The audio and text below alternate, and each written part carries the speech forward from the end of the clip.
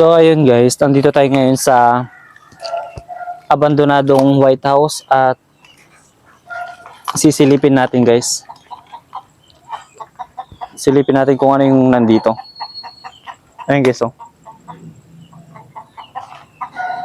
So ayun guys, pasukin natin. Iharap ko na lang guys para makita nyo. Ayun guys oh, masukal lang yung daanan. Ito yung abandonadong White House guys oh. Grabe, may manok pa sa taas oh. Grabe guys oh.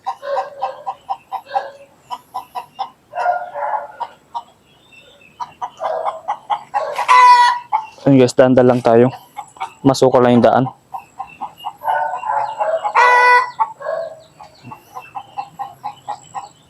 Ito yung loob niya guys oh.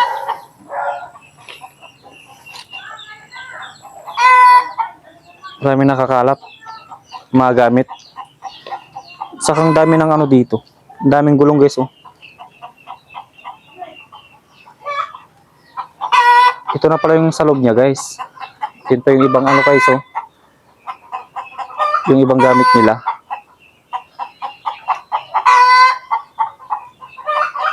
Ayun oh. Sira-sira na rin yung ano.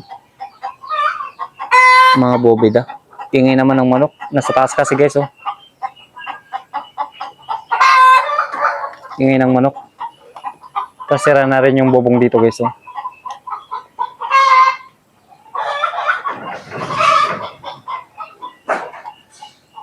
Sira na rin yung mga bintana niya. Abandonadong White House to guys. Ayan guys oh.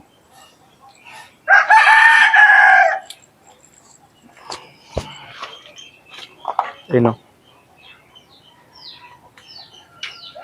Nasira na rin yung kalahating bubong niya guys oh.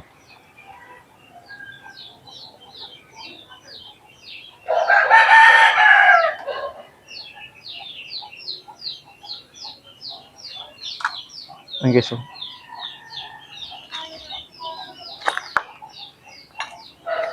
Silipin natin dito. Ganda lang tayo.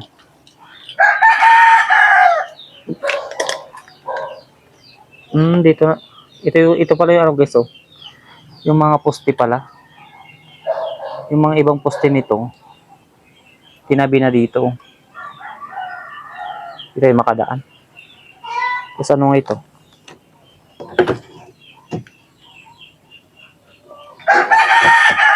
Nag-ano lang damit nila. Ang tawag na dito. Tapos yung lalagyan na ng plato nila guys oh.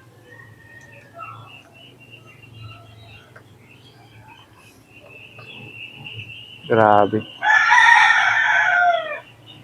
Ito guys, ayon sa mga napagtanungan ko dito, yung caretaker dito guys, sabi nila matagal na daw to, mga ilang taon na rin.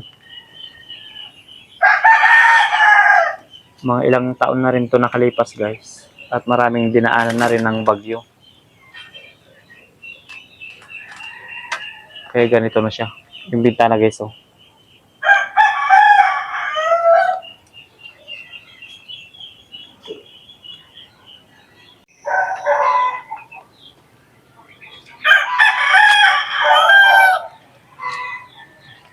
So ayun guys, ito yung bandang likod niya.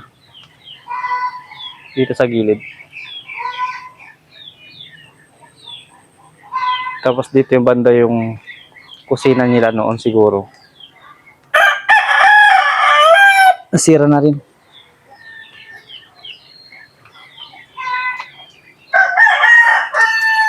Yan lang siya guys.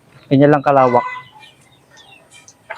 Pero kahit ganito guys, sobrang creepy pa rin pag gabi.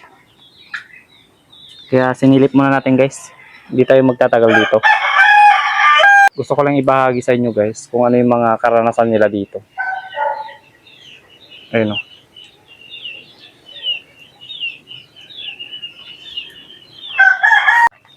Tusok natin yung ano guys para makadaan tayo. Pasok tayo sa loob guys.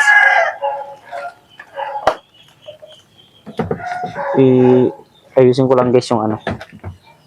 Yung patungan ng ano natin. Camera.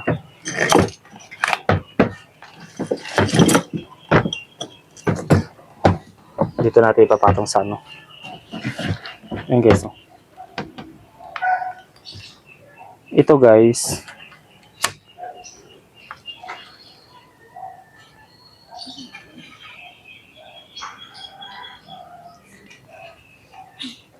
Malapit lang to sa amin guys. At pinuntahan ko na guys. Anong oras pala ko? Magna 9 na. 8:33. At pinuntahan ko to guys para silipin. Kasi guys, may mga kwento ako dito. Tuwing gabi guys, may nagpapakita dito, white lady. Tapos dito na rin lumililom yung mga sinasabi nilang atros. Ito guys, oh. Itong bahay na to. Kaya pinuntahan ko kaumagaan guys. Ilang araw na rin guys na may nagpaparamdam dito, saka malakas na rin yung paramdam dito guys. Kaya ngayon ko lang naisipan na silipin or puntaan at explorein na natin guys kung para ipakita sa inyo kung ano yung kalooban nito. Pinakita ko na rin to sa mga katim ko. Kaso ganito lang guys. Masyado namang masikip. Dahil sira na yung ano dito. Yung side dito sa taas. Saka sira na rin yung ano, yung hagdan dito.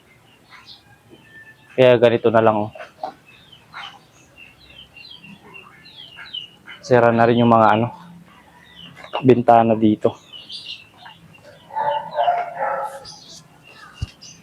Saka ang daming lamok. Malamok dito.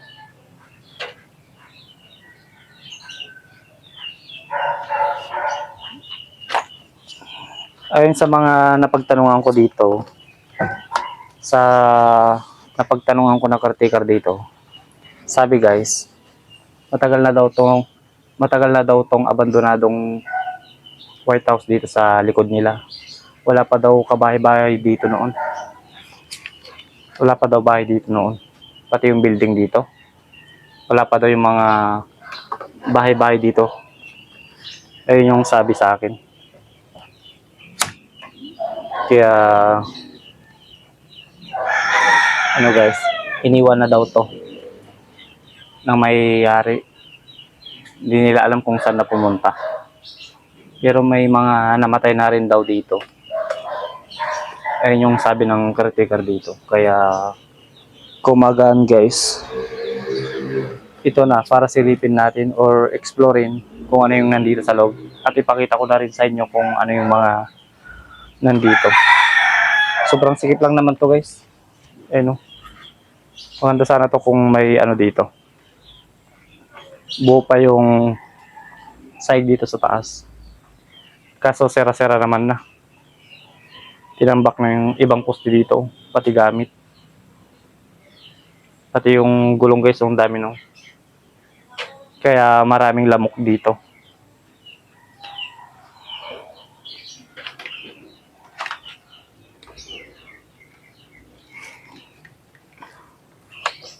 Kaya tuwing gabi guys, may dito daw sila sumisilom yung mga ano, atros. kung tawaging tikbalang, tama ba? Yun ang yun ang kwento, yun ang kwento ng critical dito, guys. Saka dito, guys, naman, dito daw yung dinaanan natin dito. Ito, guys, oh. Dito banda, wala pa daw yung mga kabahay-bahay dyan noon. At bar dito daw noon, guest bar. Tapos dito tinatapon daw yung mga bata dito sa likod. Kaya pag tuwing gabi daw, guys, may narinig sila na iyak na bata dito. Saka mas malakas yung gaya-gaya raw dito pag gabi. Kung ano yung mga ginagawa mo daw, gagayain din daw ng multo. Kaya ayun, guys, oh.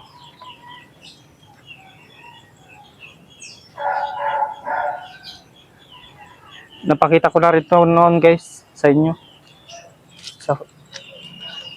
Kaso nga lang hindi ko siya ginawa ng vlog dahil gusto ko malaman muna yung kwento nito bago ko i-vlog.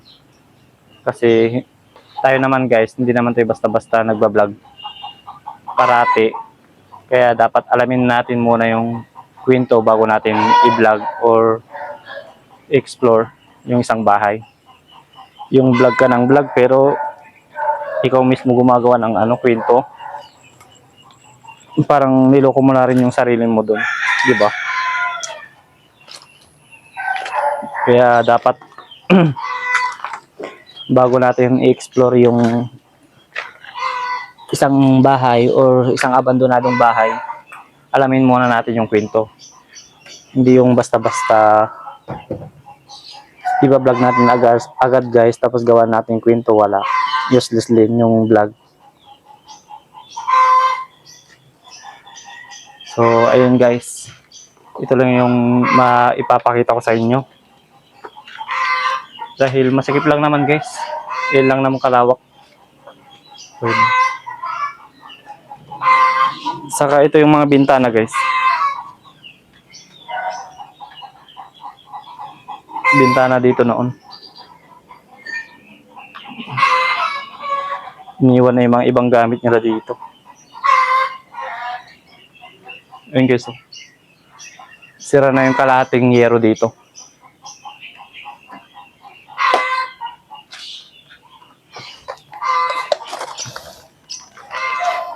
Ano kaya to ginagawa nila dito?